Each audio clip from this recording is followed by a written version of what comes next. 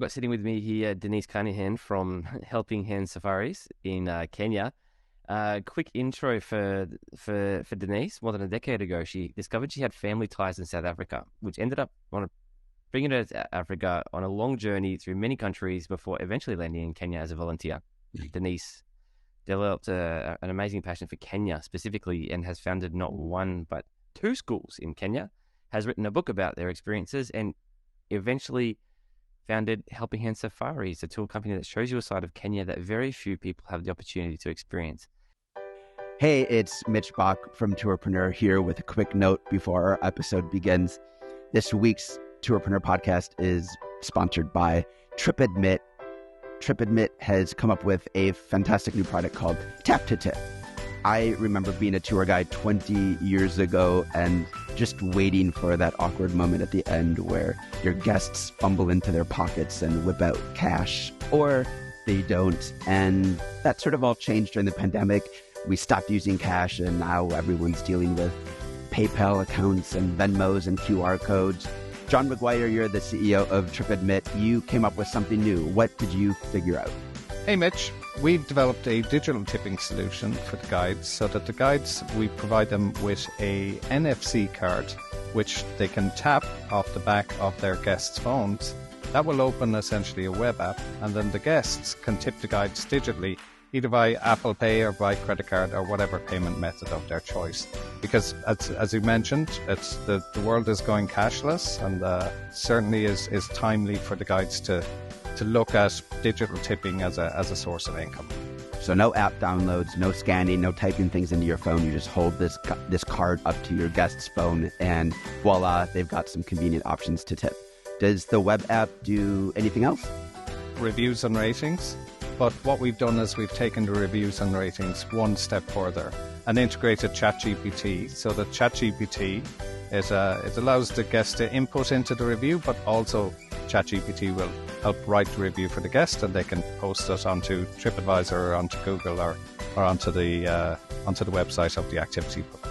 This sounds like seamless hand-holding to get guests to tip and review. That sounds like money in your guides' pockets and a great service you're providing. If our operators want to learn more, where should they go? Well, if they want to know more, go on to tripadmit.com/tap to tip, and all the information is there.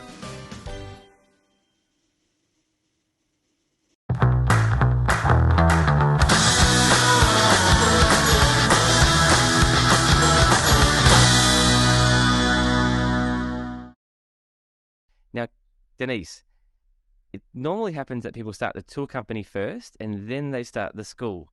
How did that happen that you started the school first and then started the tour company?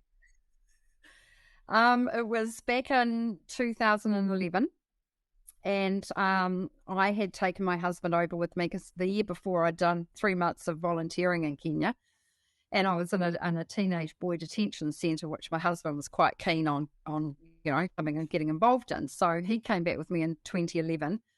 And somewhere along the line, very, very early on, over coffee actually, in a cafe in Nairobi, I said to him, wouldn't it be cool if we could build a little school? 50 kids, we could fund it. It'd be about $150 a month that I'd done my sons. Or obviously, I'd had a little planning involved. And that could be our contribution to, the poverty in the world. And we could start this little school in a big slum area, and perhaps employ one person who I already had earmarked anyway. And he could employ an assistant, and we'll build this little school. So Chris would normally say, you've got to be joking, but he didn't. He said, yeah, let's do it. So we had no idea how to do it or what to do. So got this friend that I'd kind of earmarked to be running the school involved, and he said, yes, of course we can. So he found a plot of land. We signed a lease on it and proceeded to build a little school with 2 classrooms and for our 50 children. So that's how that started. And within 24 hours, we had a structure. And 2 months after we came up with the idea, we opened our school, not to 50 kids, there were 117 children jammed into 2 classrooms with no breathing space. Of course. So that's how it started. Right. $150 a month. That was a number that you came up with to run a school. Yeah. Wow. So we had got done all the sums according to the local, people, the Kenyans that were able to tell us. And for a little school in a slum area, they were fully qualified teachers, but that was perhaps really what the realistic price, wages were around that figure. And we thought, wow, that's crazy. But they were more than happy with that. We were absolutely going to be guided by the local people and what they, advised us. There's no way we were going to be employing people that, and paying them pittance if that wasn't what it was going to cost. Yeah, that's critical, right? Like I do this as well. Absolutely. Yeah. So I don't have any charities just yet, but when I hire overseas, actually sometimes the very first thing that I get the team member to do is actually do an investigation of do an investigation on my behalf, and I get them to document what everyone makes in their area. So what does a policeman make? What a teacher make? And so just to understand if I'm actually paying them a fair salary. They don't know that's why I'm doing it, but that's why I'm doing it, right? Because you always want to pay healthily, but I guess in your case as well, you could easily pay a teacher. You could easily have the idea of paying a teacher $500 a month or $1,000, and that leaves you with one teacher and not 4 or whatever, or 6 or whatever the number may be. So you have to kind of balance it out, right? Paying healthily, but being able to stretch your resources. Is that right? Absolutely. And not only that, it then sets a benchmark that, the teachers are talking in their community, and, there's a bunch of them who are on the kind of general wage with their schools or whatever. And then there's another teacher that we're paying who's earning 4 times that amount. That it's not. Yeah, it would. It's another benchmark altogether, and that's not what we were about. And that would cause issues, wouldn't it? Totally. In the local system. Yeah. It was very important too for us that when we were starting the school, that it was a Kenyan school. It was not a with Mzungu, which are Western white people.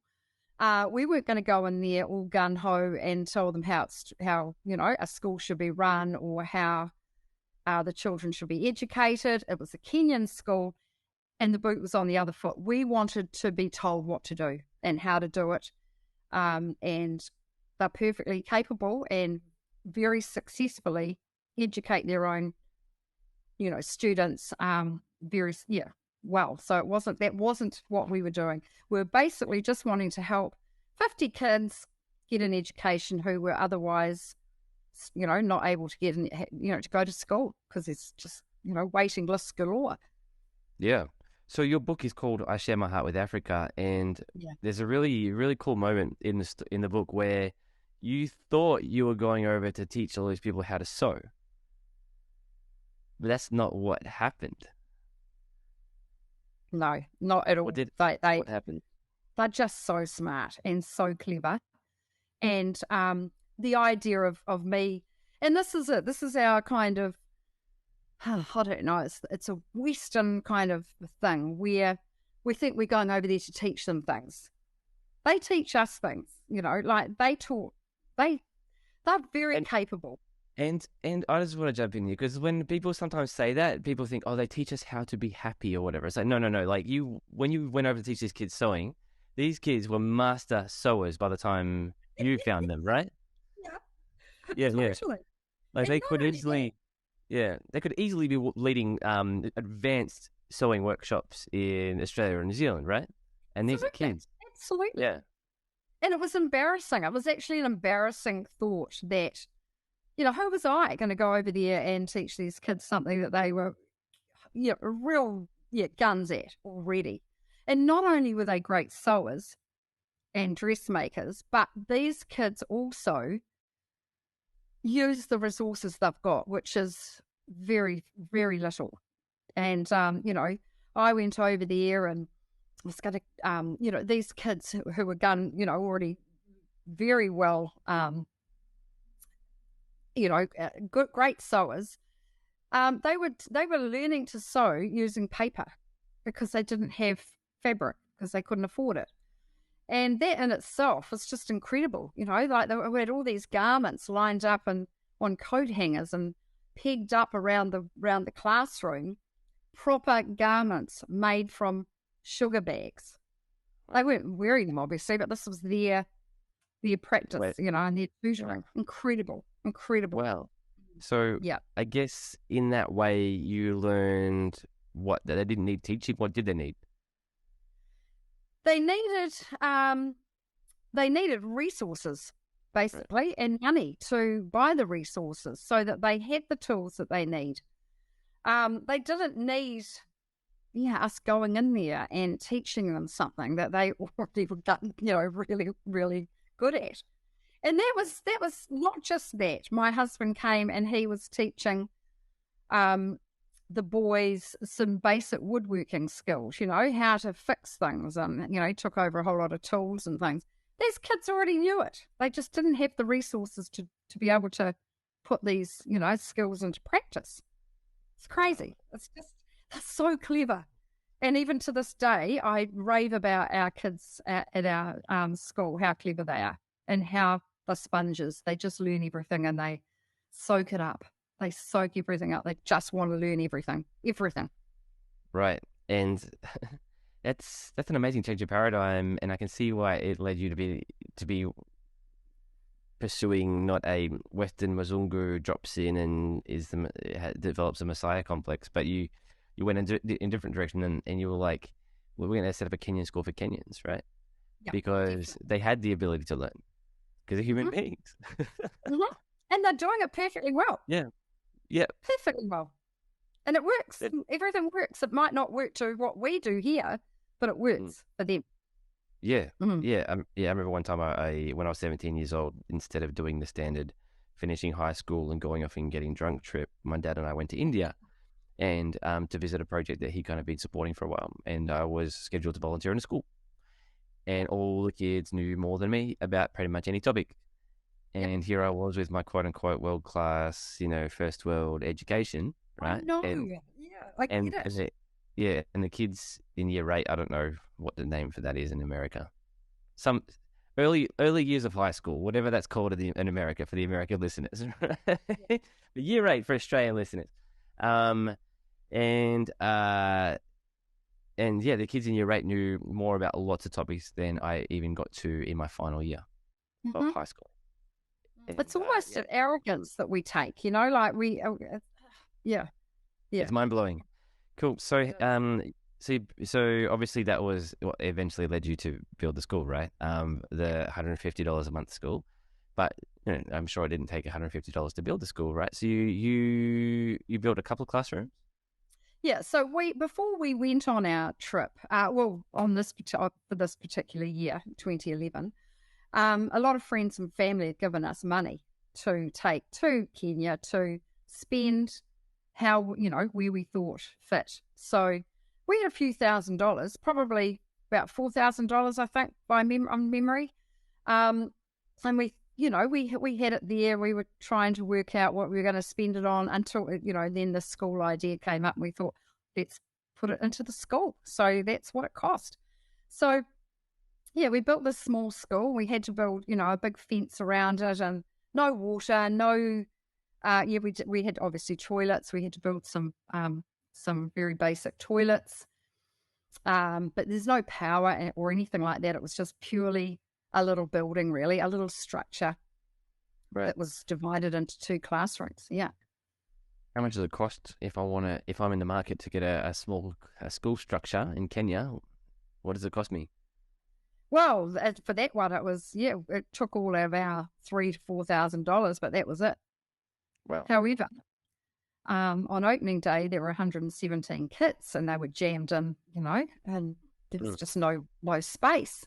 So we immediately knew that we had this. Again, it was our Western thinking. And it was me, these children can't possibly learn in this environment. They can't even move around the classroom. We need to build more classrooms. But of course, we had run out of our money by then. And we were heading off to Uganda the day after the school opened, backpacking around Uganda for 6 weeks. And we thought, okay, we made a decision that when we came back to New Zealand after our trip, we would do some fundraising and send it back to build another lot of classrooms. So that's exactly what we did, and sent the money back, raised the money, sent it back to Kenya. Another 2 classrooms were built. And for me, our Western ideas and thoughts was that that's great. Now the kids can spread out through the school, through the 4 classrooms. No, Didn't happen. brought more kids in. So Yeah, of 6 course. months later, I went back, and there were 300 kids at the school. Again, jammed in like sardines. And Right. then, so we had these 4 classrooms, and then I randomly met this gorgeous Kenyan man at a cafe one day who shared my table because I had another seat spare. That was the only one spare in the cafe. Lovely, lovely man, and we're still friends to this day, who wanted to know why I was in Kenya. I told him what the story was and that we had this exploding school. And he offered to build another 2 classrooms for us, which he did do. And he sent out his workmen, and another 2 classrooms were added on. So we then had 6 classrooms. So when we went back the following year, there were 400 kids, Oh my gosh. and it was crazy. And not only 400 children, but we had 12 staff that we didn't even know about, because obviously we had no money to pay for them, but we didn't even know they existed. We didn't know. First of all, we didn't know that there were that many children, and Yep. secondly, we didn't know that there was all the staff who were volunteering to teach at our school, not thinking or hoping that one day, they'd get put on the payroll. Well, I was horrified. It absolutely destroyed me that these people were teaching at our school, and we had no idea at all. We honestly, looking back, we were so naive about the whole thing. It was just something that happened. Let's build a school. Let's help 50 children, in education, and suddenly it all exploded in front of us. And yeah, it was terrible. So our own children here, Yeah. they felt sorry for their mum and dad that suddenly they had this school that was just imploding on, like it was just out of control. Yeah. And that we didn't have finance to fund it, to fund all these teachers. So they set up a private sponsorship scheme between family and friends, come and help mum and dad's school out. And people were paying $10 a month into an account. And before we knew it, we had friends of friends, people we didn't even know, who were coming on board and paying their $10 a month into an account. And before we knew it, we had more than enough money to pay for the running of the school. And even to this day, we have a lot of those same sponsors who joined way back then. Wow. And they're paying manually $10 a month? Or they're paying Yeah, more they've than that? paid it. No, some pay more, some pay $10. We don't. Wow. It's all great. So what, Awesome. That's amazing. So this is a Tourpreneur podcast, and we're getting to the tour bit soon, guys. I'm just curious about this, and I know that a lot of tour entrepreneurs are curious about this sort of thing because they're interested in making their own charitable contribution to the world. I'm sure, right? That's part of the reason why I'm so interested in your story. Yeah. So what happened to the school? You're talking about it in past tense. So in 2013, we were back there, and everything seemed to be fine. And we stumbled across a whole lot of receipt books that were hidden in the back of the stationery cupboard. And it was very clear to us that the caregivers and the parents were being charged quite a substantial amount of money to have their children attend our school. Now, when we set the school up, we had a lot of advice from local people, local Kenyans, saying that's great that you're setting up the school, but please don't take the whole responsibility away from the caregivers or the parents. They need to take some responsibility for their children's education, and by not charging them anything, or whether it's 50 cents a month, the parents or the caregivers or whoever is looking after the students do have to make a tiny contribution. Otherwise, it's very easy. It's very easy then for them to just say, oh, well, they're being paid to go to school, so that's sweet. We don't have to, look after our own kids. So we were very mindful of that. And so we set a very tiny fee. And for some families, that's still a lot, and I'm talking, I think it was $1 a month or something, Right. Not even that. Right.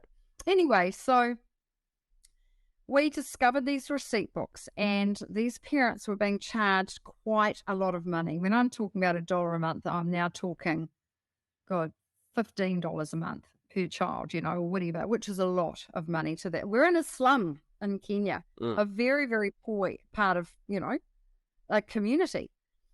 So the alarm bells immediately rang. I mean, when I look back now, as I say, we were so naive. But anyway, we trusted our guy who was running our school, and we trusted him from day one, and he was a very good friend of ours. And looking back now, we could see exactly how it all came unraveling. We had given him so much responsibility and so much kind of free rein to run the school that he just this is great, I can charge what I like and build an empire out of it. And unfortunately, that's almost what happened. And so as much as we thought we were helping the world or our little tiny piece of community. Well, you were. We were, But still were, just not in the way you intended, right? And not quite to the level or in the ways that you would have liked, right? Yeah. So you basically walked away from the school. Is that what happened? We did. We had to walk away. We wanted him out, but we couldn't get him out. And the police wanted him out. The social services wanted him out. But it's all just so hard. And in the end, so there was one person in the school who we really did trust, and he was a teacher part-time. He was head of the senior school, and he was also putting himself through university. And our visa was running out when all this happened, so we had to leave Kenya, but we had to trust somebody to try and help us get our guy out, right?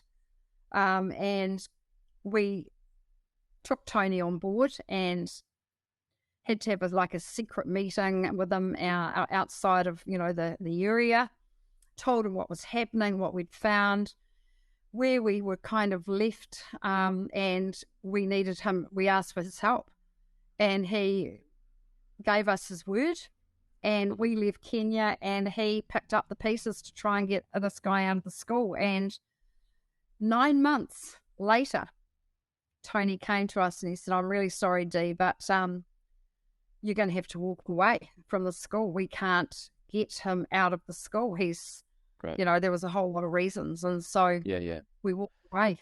He was too entrenched. He was too entrenched. Yeah. And so, and too corrupt. Too corrupt. So, and you didn't give up though. You said, "I'm going to do it again. I'm going to come back for more," which is amazing. That is the entrepreneur spirit right there. You decided to start another school. Tamariki Education Centre with Tony. But this time around, I'm assuming you got the legal structures in place, you got the governance structures in place, all that sort of stuff. Everything. So when he told us we had to walk away, and Chris, my husband, he said, "Right, well, I'm done. I'm done. We've done our best," and that was that. And I wasn't done because those children still needed something, And so I went to Tony and I approached him and said, "Tony, how about we start another school, but this time, we do it properly?" And he didn't come straight back.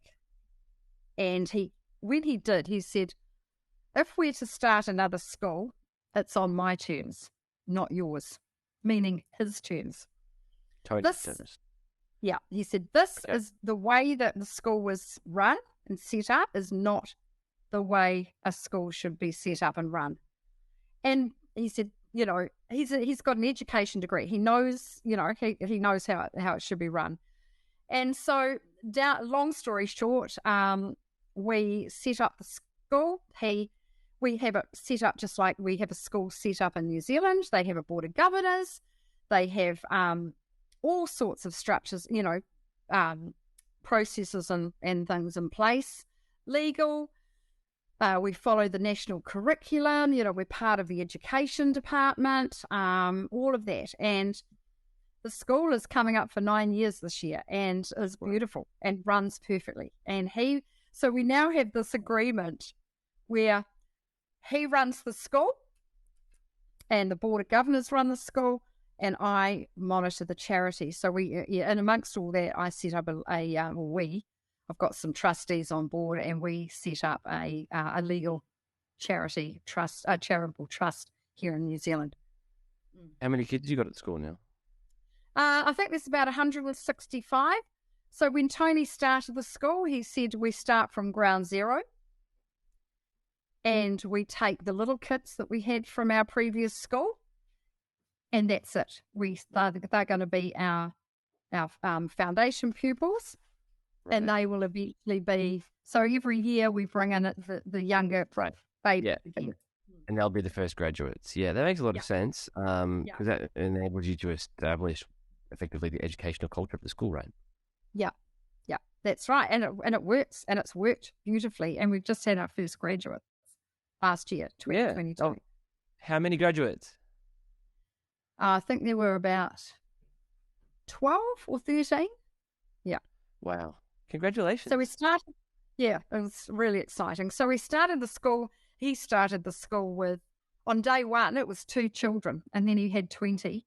And then, of course, over the years, some drop off, and of course, COVID has, the school closed for 12 months because all schools in Kenya were forced to close for 12 months. And some of those families moved back to their rural areas. They couldn't afford to live, in the area.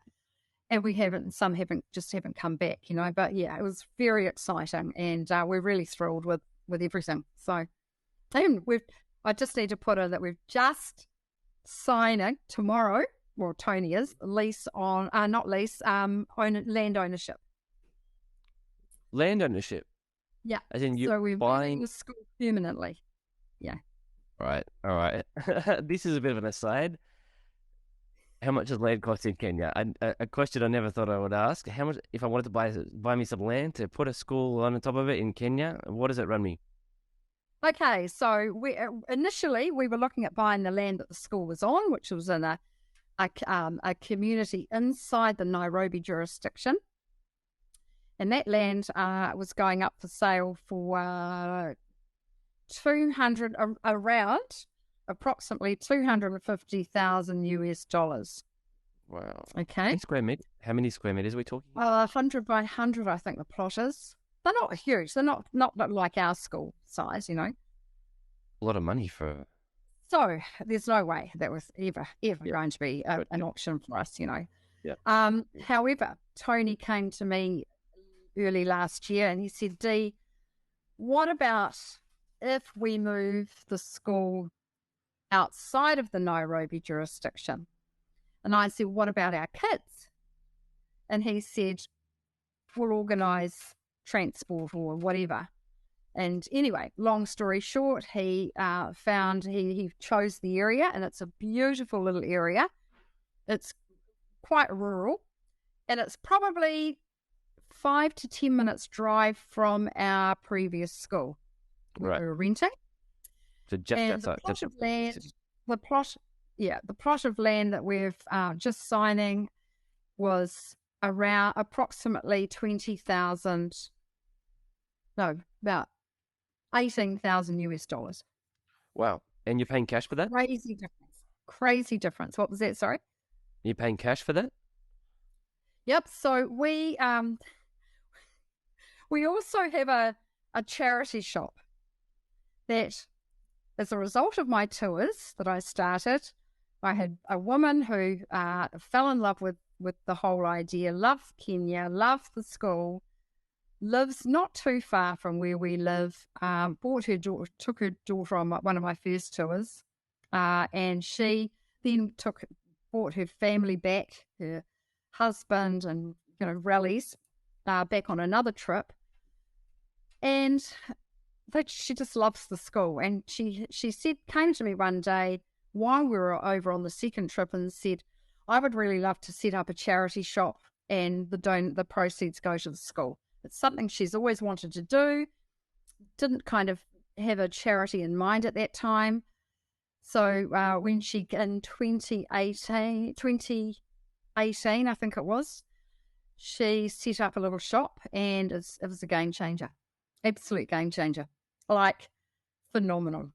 The money that we get for that shop, everything's donated. Our workers in the shop volunteer their time. The only expenses we have is $200 a week rent, and the rental on an FPOS machine and a little bit of power, and that's it. And we make $35,000 a year. It's crazy. From tourists. No, that goes from no. So the shop, is back in New Zealand here. Oh right, I'm with you. Okay, I was in my head. I was like $800 a month. That's a lot for rent. Like, given the numbers you're throwing around in Kenya, but no, it's here. Okay, I completely missed that. No. So you send that money back home. So conscious of time though with the interview. So I want to ask one or two last questions about the school before we move on. Are you interested in adding multi-day to your day tour business? Are you looking to understand growth and scale strategies in the multi-day world? Looking to finally crack the technology stack you need to organize, automate, and grow your business? Then join Tourpreneur in Seville, Spain for Tourpreneur Connect, sponsored by WeTravel, November 27th to 30th, 2023, for an event unlike any other in our industry. Open to strictly 100 operators. Pete, Mitch, Chris, and other industry experts will guide you through the do's, don'ts, twists, and turns of running a multi-day tour business. Not only that, Tourpreneur are giving back as we will be bringing in local suppliers and businesses to help us run the event. We're also opening up the event to a number of locally based tour operators who can attend for free. So join Tourpreneur in Seville for Connect, November 27th to 30th, 2023, and join us for an unforgettable experience of learning and connection in one of Europe's most unforgettable cities. Visit tourpreneur.com/connect for more info. If someone signs up hypothetically to donate 50 New Zealand dollars a month, obviously that goes 100% to the school, right? 100%. 100%. And how far does that money go? What does $50 get someone when they're donating to a school in Kenya? So, with our new school, we have increased our wages to the staff. So it's compared to the first school. So that would pay that would pay probably half a teacher's wage for a month. Right. So the teachers are roughly making around 100 New Zealand a month. Yeah. It's about 90 Australian, about 65 US. Yeah, even a little bit. That's now, we're paying for that. Right. So. Right. So that's enough for them to make a healthy salary each month. Yeah. Save a little bit, pay for their expenses. Nice. Cool. And let's transition. The tours came in at what point? Let's talk about the tours. Okay, so the tours came from a random Friday afternoon session at our local garden bar with my husband, and I said, I think I'll start taking tours.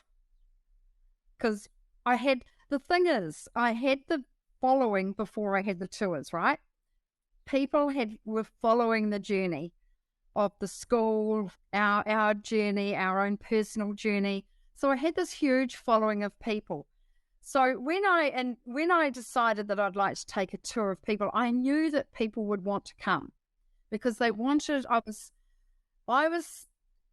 My experiences were of local, authentic experiences, not just tourism, right? So I had a lot of friends who were very fascinated with the whole thing. So this Friday, over a beer and a wine, I said to Chris, I think I'll start taking tours to Kenya or a tour. He said, fantastic. I've told you should do that. I said, but who would want to come? He said, you've got a following of people who would love to come. And I said, but when it comes down to it, would they come? He said, ask them. So that I went back home that night. I put a post up on my personal page, because I only had my personal Facebook page at that stage, and the school one. And I put a post out and said, I'm thinking about taking a tour group to Kenya. If you're interested in coming or knowing more, here's my email address. I love it. I love it. Pardon? I love it. Morning, I woke up. This is amazing. I woke up the next morning and there were 52 emails in my inbox. And I said to Chris, good grief, people actually do want to come. So with that, I thought, yeah, this is cool.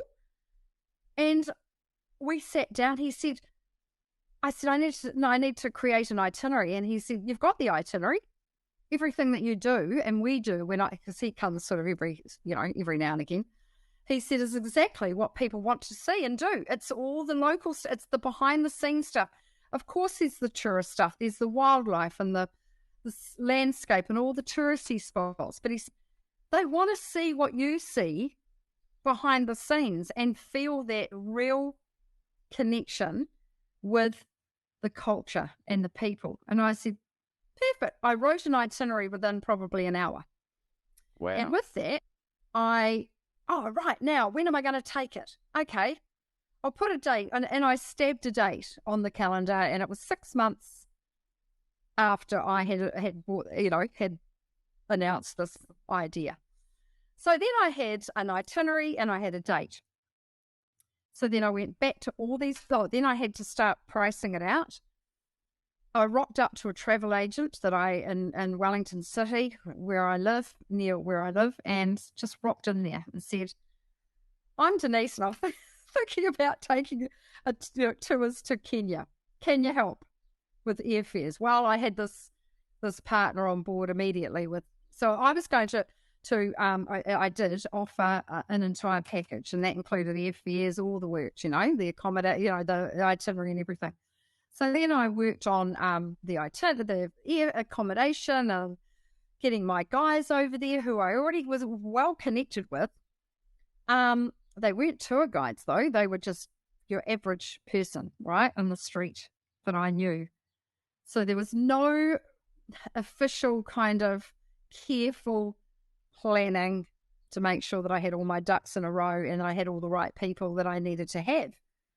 So, yep, they were all on board, and so I opened the tour and I sent it back to those 52 people, emails, and I had the trip booked in 24 hours. Wow. Paid the deposit. Another date? Right. So pay the deposit and everything. Yeah. So then I was like, right. And so it was going to be February, the first trip, and I thought, I can take another one. Okay, how about the middle of the year, June? Did the same thing. Again, it was booked out in 24 hours. And then I did it again, September. And so I had that whole year. I thought 3 trips is enough for me. And that was it. And that was it. That's how it started. And then, wow. I just love it. That's my passion. Yeah, I can feel that. You there's a couple of things I must mention here. The first thing is this is actually what good entrepreneurship looks like. It's not going where creating a business plan, registering your website, talking to consultants. It's literally just put the thought up on the internet, see how people react. Totally. Right? Totally. Yeah, we did this a few months ago with our company. You just put a message up saying, hey, who'd be interested in traveling over Christmas? And we had dozens of comments from people saying, oh, I would love a Christmas trip. Right? You don't have to put something fully formed out into the world in order to get feedback. Well, you have to just put the idea out, and you know what? There's a pretty good percentage of the time that nothing happens. But you'd built up a real huge following, and that's that obviously enabled you to. So there's so many directions I want to follow. There's so many questions I want to ask. You've obviously gone off and built tours and stuff like that. Let's just keep on that thread, for example, before we learn how you built your following. How many tours? I mean, obviously COVID got in the way, right? But how many tours are you hoping to run in 2023, for example? Well, so for this year, I'm just doing the one. I opened. I think when COVID hit, I had 2 years of fully booked trips. 2 years. I had 2020 and 2021. I And made we the call and I very, and I should probably mention that we'd actually scheduled a date with you as well. Our company That's right. figured it out. Yeah. Yeah. So I made the call early in March because I couldn't stand the thought of, am I going, am I not? These people not knowing what's happening. I shut the whole lot down early March when all of this started looming about COVID and refunded everybody everything.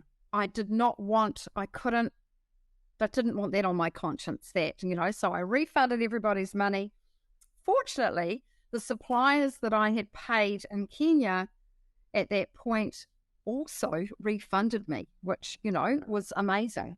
So I was out of pocket very little other than my airfares. I had about God knows how many $1,000s worth of fares there, and that was the one thing that I had to struggle with, was getting the money back for that. But in terms of my people, sorry this has happened, here's your money back and let's move on. And I honestly couldn't see me coming back from the COVID thing. I couldn't visualize me opening my tours again. I couldn't see this whole tourism thing coming back. I think because New Zealand, we shut down so tight and for so long, I just thought this is it. And I'm in my 60s, You're in your 60s? Yeah. Eh? Yeah, we're in your 60s. Yeah, so you've so you're planning to run just the one tour this year, you said? Yeah. So then late last year, I thought, you know what? I think I might open a tour. So I thought, I'm just going to do some toe dipping. I wasn't sure. I need to know the lay of the land. How is it over there? What am I going to be going to, So I just opened the one tour and I stuck with that for this year because It's sold out? Yeah. So I could take another couple because it's a different itinerary. We're actually traveling in Jeeps as opposed to, so we do have another room for another couple of people because we've got 2 Jeeps running side by side. I normally only take 8 people and I have got 8 people booked, but as I say, I could take another couple. And it's Kenya and Tanzania. All of my itineraries have to have a visit to the school. It's compulsory. It's part of me, and it's how they also benefit as well. And do the tour visitors, sorry, we got a slight lag. Do the tour visitors donate to the school? Is that what you're seeing happen? They have the opportunity to. I don't enforce You don't pressure them? Yeah. No, I don't. I just can't do that. I mean, I wouldn't be able to walk away without donating. So typically, what sort of amounts do people donate when they visit? But they'll either come with cash or they may come with items. They'll donate massive amounts of resource, stationery or things that the school need or whatever. It can vary. It can vary the amounts that, or the donated equivalent, what they bring to the school. But yeah, it's with having visitors come to the school through the year, it mounts up. In fact, so much so that we had to buy another. So we've got just to sidetrack there. Our school is built out of containers. Okay. Because really, one day we knew that we would hopefully buy some land, and so now we can pick it up and move it. So we ended up buying another container for all the stationery and the sports equipment and all the stuff that that my guests take to the school. So it's more about, they probably donate more in items and physical things than money. Yeah. I would guess though that it would be better for them just to donate money, right? Like, how do you have that conversation with people? But what? And I can't have the conversation. Yeah, like going off and spending like $1 on a single book in New Zealand, right? When that dollar would go off, would easily buy 10 books in Kenya, right? I know. Yeah. Far out. Cool. So one tour. You reckon you'd be open to working with us again? on a trip? 2020. Absolutely. And also, what's happened in the last 2 weeks is that I'm back up and running with my networking groups, here in New Zealand, and I had a photography tour on the horizon for 2020 with a local photographer here and where I live on the Kapiti Coast. And we had a really exciting itinerary planned. He is professional photographer, and he was going to do it like a tutoring, not fully hard out tutoring, for 3 weeks, but, general advice, doing this, going here, getting the special permits. Anyway, so Mark, and then COVID hit, and Mark had had enough of being in New Zealand, and he left and went back he's a Kiwi, but he has a great connection with America. So he got his green card and ran off to the States. And he fell in love with a Chilean lady, and they got married, and they're there. So his life's now gone on a different tangent. So a couple of weeks ago at one of my networking groups that we've just, reconnected again, and there was another photographer there who I've known for quite a long time and absolutely love her. And she was, stuck in Sweden for a couple of years during COVID. Well, she's back now. So I said I connected with her and said, would you be interested in collaborating on a specialized photography trip for next year? So I'm in. She said, I'm in. I'm totally in. So we're working on that. I am going to thinking I will do another tour. Not sure what it's going to look like yet, and probably another 2 tours. And totally keen on Let's do it. On the women's day. I loved the idea of that. It was going to be so cool. I'm in COVID, Yeah. but here we are on the other side. So cool. Yeah, exactly. And hearing your story, I know that our guests, we need to share your story with them, and they're gonna love it. I was actually just subscribed during our call to be a donor to the school. That 50 New Zealand a month. That's why I was asking how far that goes. And if you're listening to the show, I hope that you consider doing the same thing. Just Google Tamariki Education Centre. It's the only thing that comes up, and they have the ability to subscribe via PayPal as a donor. And that's exactly what I did. So fantastic. Tamariki is Māori for children. Nice. Yeah, and I'm a big believer in, I hate it when podcasts be like, oh yeah, donate to this great cause, and they don't donate anything themselves. So I decided to lead by example. But I want to talk about the public speaking with the few minutes we have left. Yeah. You've built your following via public speaking, is that right? Mm-hmm. Now, the average person, they don't know what that actually means. When someone says, I built my following via public speaking, right? Obviously it means to speak in front of people, but which people? Which audiences? Mm. How did you end up in front of people who were interested in hearing your story? That's what I think a lot of people would be interesting to learn.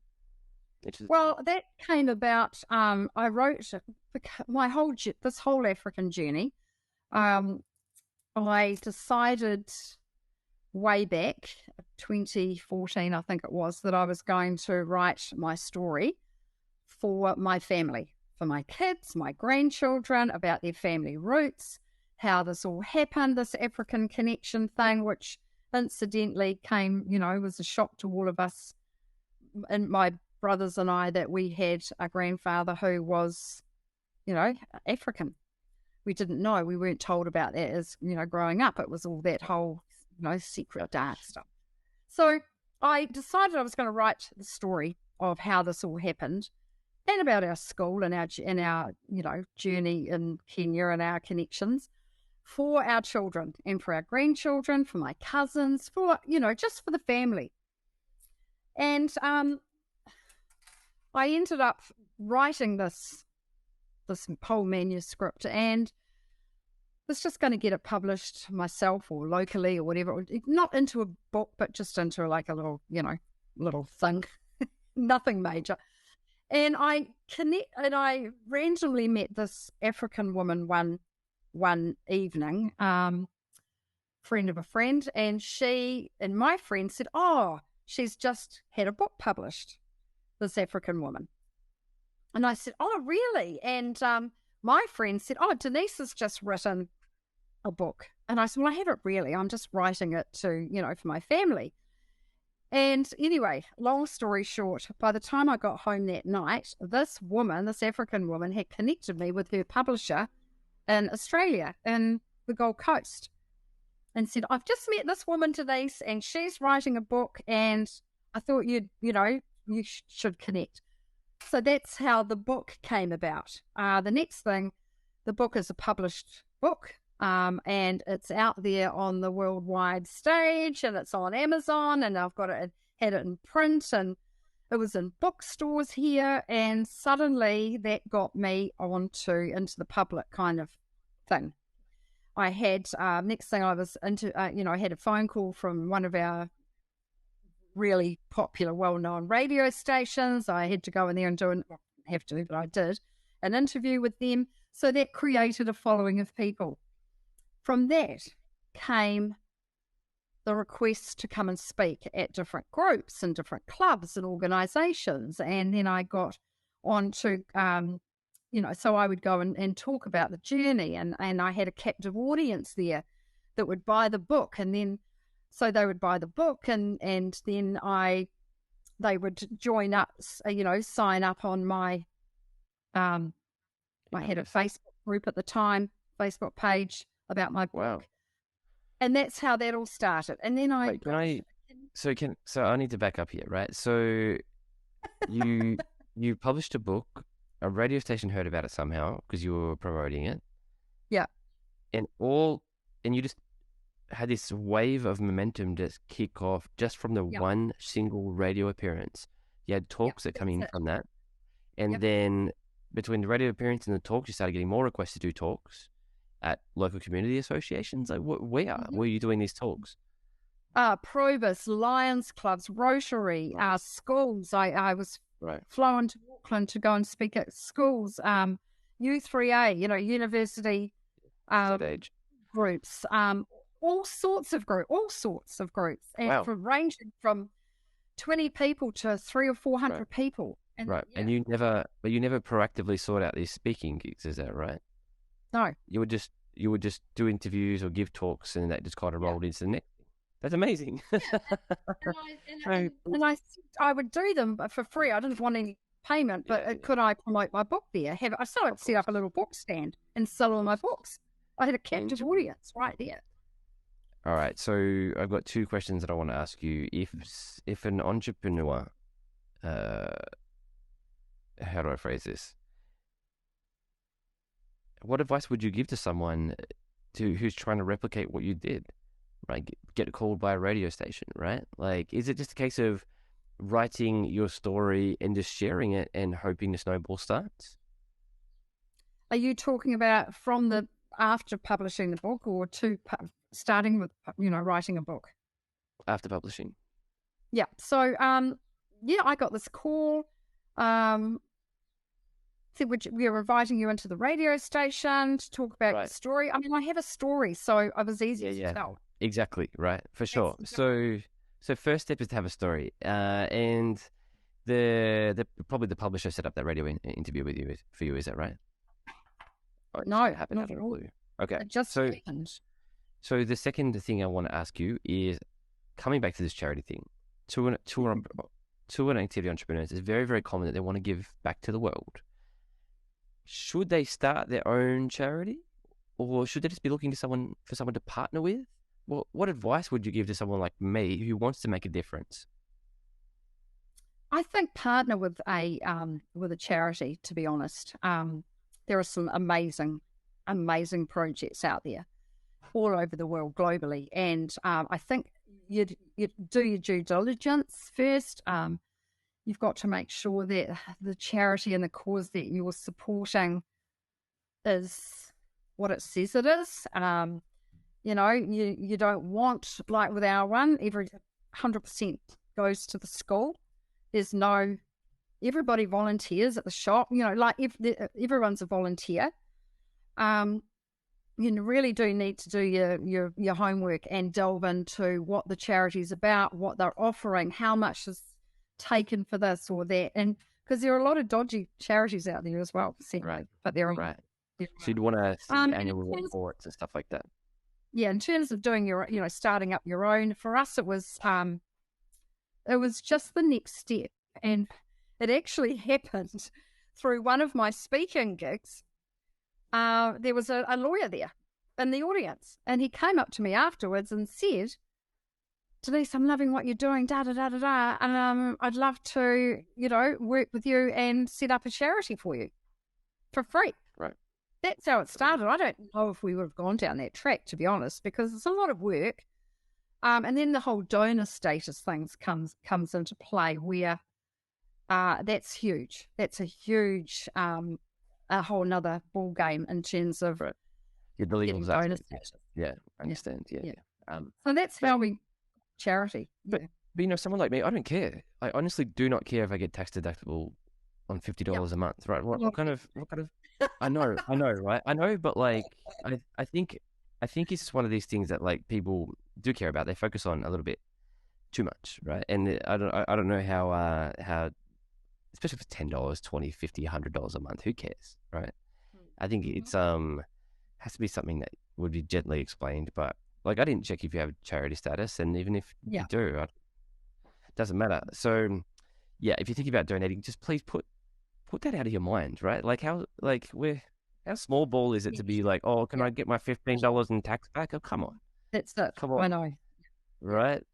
I think a lot of our donors actually do still put it in their tax return, and yeah, well, if you get the receipt, do it, right? If you get the receipt, do it. I'm just saying, if you're thinking about all this sort of stuff, people, it's just this weird thing that people just focus on because other people talk about it and focus on it, and just because other people talk about it doesn't mean you need to focus on it. It's a signal. It's a broken. So society signals all sorts of things. It signals don't kill people. It signals don't spit on the sidewalk. It signals every single charity donation should have tax deductible status. Not every signal from society is relevant, and this is actually one that is not relevant when it comes to me in my donating. I don't care, right? Yeah. And I think this is something I'm quite passionate about, and I want to start spreading that message into the world a little bit more. And I'm using this podcast as a vehicle. Thank you for listening to my TED Talk. So, Denise, if anyone wants to get in touch with you or follow you, they can. What's the best way? I mean, you got Helping Hand Safaris, you got Tamariki. Helping Hand, yep. Yeah. Yep, Helping Hand African Tours and Safaris, or hop me up on Facebook. Add me as a friend, whatever. Right. There's plenty of ways, really. Or my email address. Well, all right. That's awesome. I really look forward. So this podcast is going to get published a few weeks after we're recording, but I really look forward to, in a couple of months' time, to hearing your report back as to how many of our Tourpreneur listeners went and put in a one-time donation or a recurring donation.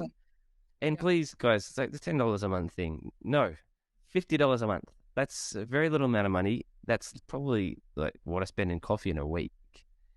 And that pays for half of a teacher's salary every single month. Mm-hmm. That's just so beautiful. Mm-hmm. Yeah. Thank you so much for sharing your time with us, Denise. Yep, you're welcome. Oh, wait, you're gonna say one last thing. I was going to say one last thing. So what I get asked often is, what happens to our kids when they graduate from because we're a primary school? That's a wonderful question. Yeah, and so in Kenya, it's a lot of the education system is marks based. So you have to sit an exam to graduation exam, etc., and that determines your marks and things determine on the high school that you may or may not get into. So there are public schools and high schools, and so they're there's a lot of issues there. So the higher the marks, which means obviously the better that you've done in your exams and obviously your education in general, the higher standard high school that you're going to go to. So that's where with our kids that have just graduated last year, they're all gone on to get into really, really awesome high schools. And that's all down to Tony as well, and his passion and responsibility for getting his students into a really good high school. So yeah, that's one of the big criteria also is out from our own school is to get our kids. Outcomes. Yeah, totally. Yeah, and one last little warm and fuzzy thing I'd like to bring up is when our first school collapsed, And suddenly, we bailed. We had to leave suddenly step out of the school in terms of funding and everything about it. Tony, he was the senior head teacher.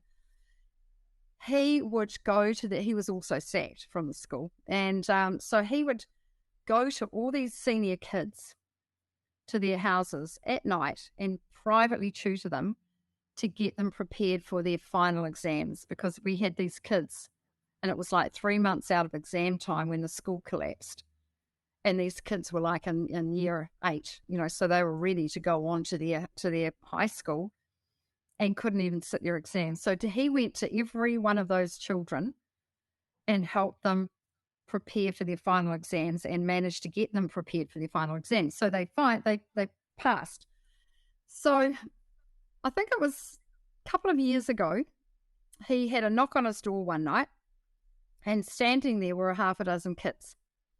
And they were his kids, some of them, from that he had helped to with their final exams from our first school. And they had just finished high school and were all enrolled in university. And there were 17 kids. And they had tracked Tony down and wanted to put on a party for him and like a thank you for all the work that he had done in those final couple of months before they sat their primary school exams. And every single one of them were enrolled in a university. And they put on this massive party for him in their own way as a thank you. And it meant that there made it all. That means everything. That means everything. Yeah. Yeah. All right. Cool. Well, thank you for living with that story. That's beautiful. It shows that it shows that that $50 that I'm going to start sending over is probably going to give me the best return on investment out of any money I've ever spent in my life in terms of impact. It's incredible. Yep. Yeah. All right. Wonderful. Thank you so much, Denise, for sharing your story. Thank you. It's been awesome. Thanks, Matt.